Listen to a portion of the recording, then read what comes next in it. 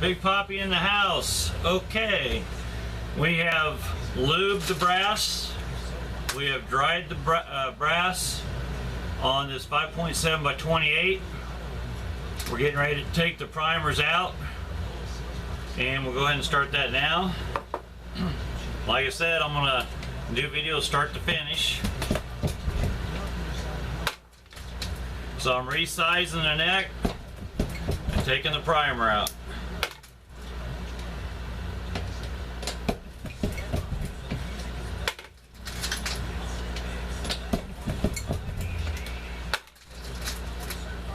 And the way you set that up for the first die, you'll raise your ram all the way up, screw your die all the way in until it touches, lower your ram handle, and turn it in a quarter of a turn. And you want to make sure that you're doing a full stroke resizing. Sometimes people don't realize that they got to go all the way down on the press on the brass. We've already used the sonic cleaner on some other ones. It really did a really good job. Remember, on this ram you can't dry tumble with corn media, walnut shucks, or anything else, because it does have a clear coating on it, and once you break that coating on there, it doesn't want to cycle very well on your firearm.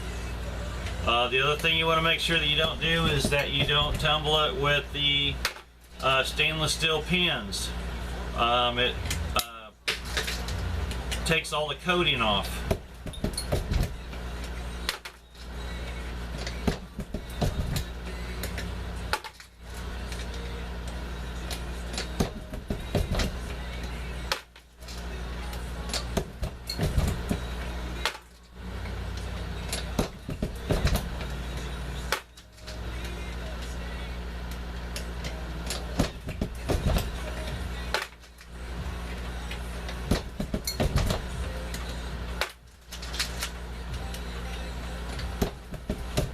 So my next step will be is to come back and resize all these, and I can tell you that I will have to do that. It's almost an every event that you'll have to trim this 5.7 round.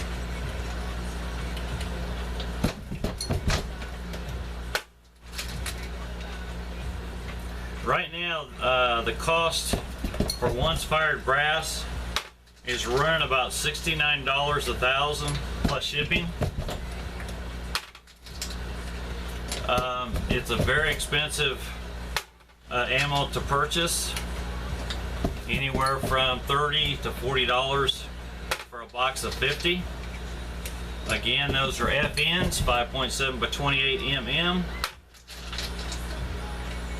You'll have two types of bullets that you can buy when you're reloading. I don't believe that we can get your hands on the green bullets. Those are considered piercing ammo, so they've restricted it from the consumer. Once in a while you'll see something on Gunbroker for like $175 for 50 bullets, but I'm not paying that, and I don't care about having those.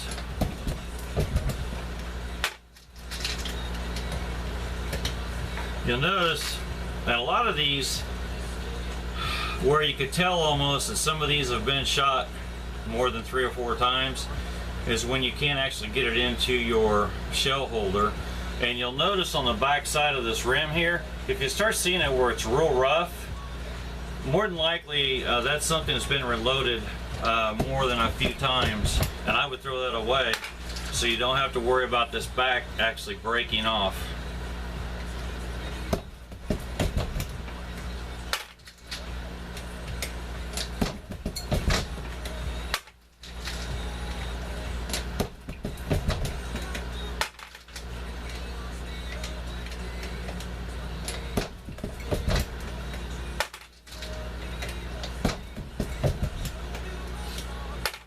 And again, I can't stress enough about make sure that you put plenty of lube on these when when you're resizing,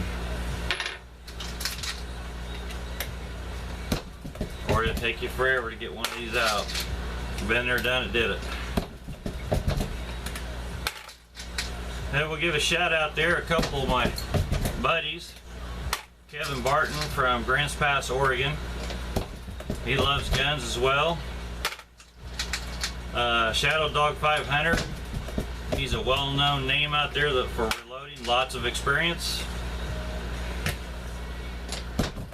Another gentleman, Archie Ivy. His wife trains hunting dogs. He does a lot of duck hunting.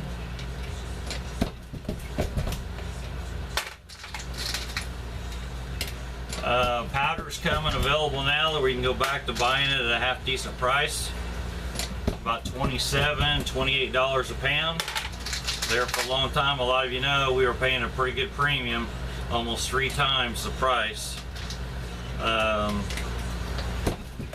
I pretty well got all my powder stocked up. Bullets have been available for some time now, so that ain't been a big issue. If you're having troubles trying to find primers, CCI, if you get a hold of Cabela's, they pretty well have a pretty good stock. And another place that I buy my primers is a place called Shields. It's a real good place. They got plenty of stock. As far as ammo across the board, for the most part, pretty well available. Hit and miss on your 22s. They still do, if you do find them, they still have limits. 1 to 2 boxes a person on those big packs. The little ones are running about $5 for 100. Matter of fact, I think it's 50.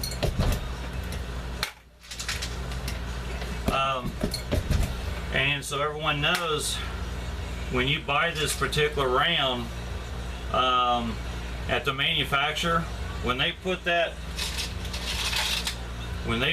bullet in here, they actually use an adhesive, a glue. A lot of you's got those little hammer things where you can try to take the bullet out of the shell and you can look at it and see and measure how much powder's in them and that. With this round, because they put that glue in there, it's really, really hard to get out, and you almost can't do it with one of those little hammer things to take the bullets out.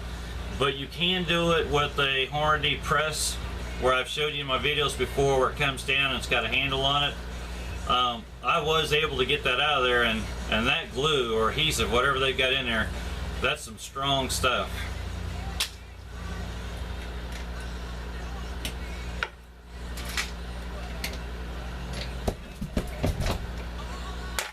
The ones I set over here are the ones that won't fit in the shell holder. And like I said, most of those have been shot several times.